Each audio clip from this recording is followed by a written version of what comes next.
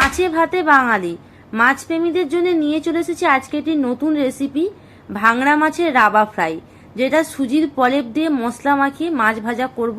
তো ভিডিওটা দেখতে থাকুন। বাজার থেকে ভাংড়া মাছ কিনে নিয়ে চলে এসেছি 4 পিস, 140 টাকা নিয়েছে। তো এখানে আমরা শপিং মল থেকে নিয়েছি, তাই এত সুন্দর প্যাক করে দিয়েছে। তো এবার এটাকে ভালো করে ওয়াশ করে নেব। তো মাছগুলো দেখুন পুরো পেটকে পুরো পরিষ্কার করে দিয়েছে, কিন্তু যেহেতু রাবা ফ্রাই করব তো মাঝখানে মাঝখানে কাট লাগিয়ে দেব, তাতে ভেতরে মশলাটা ভালো করে ঢুকে যাবে আর মাছের কিন্তু টেস্টটাও ভালো করে আসবে। আর এই মাছকে এখানে লোকেরা এখানে ভাংড়া মাছ বলে। তো আমাদের দেশে এই মাছ বা যে যেখান থেকে ভিডিওটা দেখছো কি মাছ বলে অবশ্যই কমেন্টে কিন্তু জানিও। তো দেখুন মাছগুলোর কাট করে নিয়েছি, এবার এগুলোর ম্যারিনেট করব। তো মশলা ম্যারিনেট করার জন্য এখানে সবার প্রথমে কর্নফ্লাওয়ার নিয়ে নিচ্ছি। তো 4টা মাছ, 4টে মাছের পরিমাপে আপনার কর্নফ্লাওয়ার নিচ্ছি আমি। তো আপনারা আপনাদের পরিমাণ অনুযায়ী কর্নফ্লাওয়ার নেবেন। তো এরপর দিয়ে দিচ্ছি লঙ্কা গুঁড়ো। তো লঙ্কা গুঁড়োটা এখানে আমি একটু পরিমাণে বেশিই দেবো, কারণ ভাংড়া মাছের রাবা ফ্রাই করবো। তো যেহেতু সমুদ্রের মাছ, তো ঝাল ঝাল খেতে কিন্তু ভালোই লাগবে। তো সেই জন্য লঙ্কা গুঁড়ো একটু বেশি পরিমাণেই দিয়েছি। এরপর দিয়ে দিচ্ছি পরিমাণ মতো লবণ, আর দিয়ে দিচ্ছি রসুনের পেস্ট, সামান্য আদা বাটা। রাবা ফ্রাইয়ের মেন উপকরণ তো লেবু, লেবু ছাড়া তো রাবা ফ্রাই হবেই না। তো তার জন্যে লেবুটা আপনাদেরকে দিতেই হবে। তো এখানে আমি লেবুটা 2টো দেব। এবার সব উপকরণকে ভালো করে মাখিয়ে নেব। শুকনো মশলাগুলোকে ভালো করে মাখিয়ে নিয়েছি। এরপর এর মধ্যে হালকা হালকা করে জল দিয়ে ভালো করে একটা বাটার তৈরি করে নেব। বেশি জল দেবেন না, মানে নয় পাতলা নয় মোটা, মিডিয়াম হবে। তো একটু একটু জল দিয়ে আপনাদের কিন্তু সাবধানে করতে হবে। আপনারা এই যে ভাংড়া মাছের রাবা ফ্রাই করেছি, সেম মশলা আপনারা রুই মাছ, পমফ্রেট মাছ, যে কোনো মাছের সাথে আপনারা এরকম রাবা ফ্রাই করতে পারেন।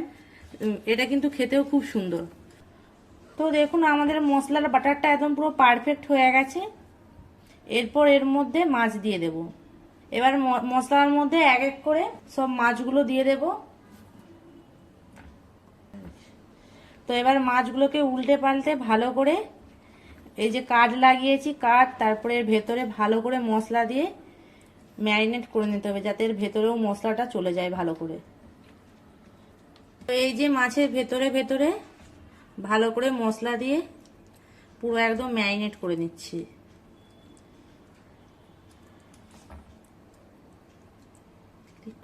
মাছগুলোকে ভালো করে ম্যারিনেট করে নিয়েছি, বা 10 মিনিটের জন্য সাইডে রেখে দেব। সেকেন্ড কোট করার জন্য এখানে সুজি নিয়ে নিয়েছি। এরপর ওর মধ্যে দিয়ে দেবো লঙ্কা পাউডার। তো এখানে সামান্য দিলেই হবে। আউট অফ কোট করব তার জন্য সামান্য লবণ দিয়ে দিচ্ছি, আর দিয়ে দিচ্ছি সামান্য কর্নফ্লাওয়ার, যাতে সুজিটা ভালো করে মাছের সাথে চিটে যায়। চিটের জন্য কর্নফ্লাওয়ার দিলাম। এবার সব উপকরণকে আবার ভালো করে মাখিয়ে নেব। তো এখানে সুজির কোটটা করে নিয়েছি। এবার মাছের মধ্যে এই কোটটা দিয়ে দেব।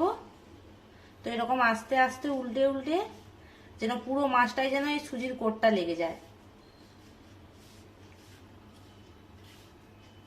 তো দেখুন মাছটাকে একদম পুরোপুরি ভাবে আমি সুজির কোট দিয়ে দিয়েছি।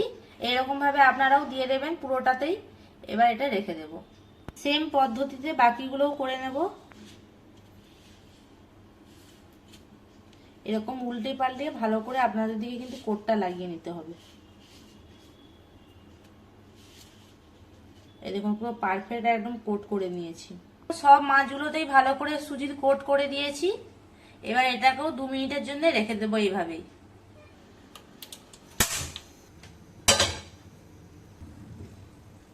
তো তেল গরম হয়ে গেছে, এবার মাছগুলো দিয়ে দেব।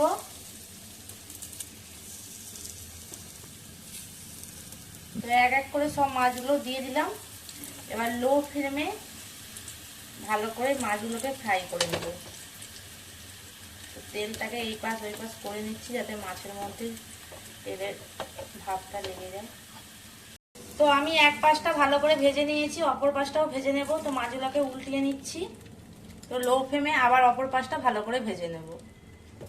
তো মাছগুলোকে উল্টে পাল্টে এরকম ব্রাউন কালার হওয়া পর্যন্ত ভালো করে ভেজে নেবেন। আর এইগুলোকে কিন্তু সাবধানেও লৌটাতে হবে, নাহলে এই যে রাবা গুঁড়ো এগুলো কিন্তু ফুলে যাবে। এরকম হালকা হালকা করে প্রেস করবেন, যাতে মাছটা ভালো করে ভেতরে ভাজা হয়ে যায়।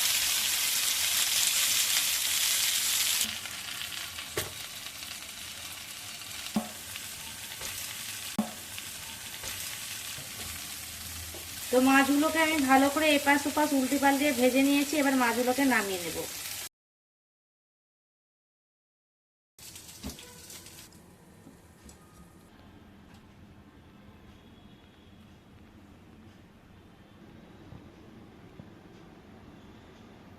তো আমাদের ফাইনালি ভাঙড়া রাবা ফ্রাই হয়ে গেছে। তো মাছটা কিন্তু এমনিতেই নরম, আর দেখুন কত সুন্দর লাগছে, খুব সুন্দরভাবে মাছটা ভাজা হয়ে গেছে। তো আপনারা গরম গরম উপর দিয়ে লেবু ছড়িয়ে বেশ দুর্দান্ত লাগবে খেতে কিন্তু।